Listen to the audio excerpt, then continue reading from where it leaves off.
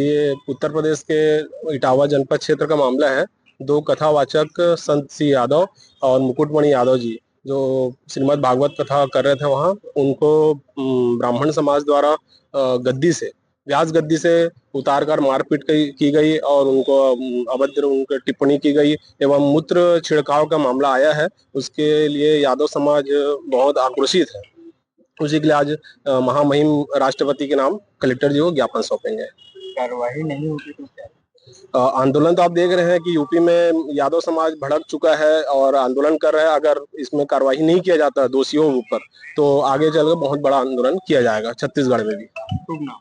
मेरा नाम हरीश यादव, प्रदेश उपाध्यक्ष सर्व यादव समाज।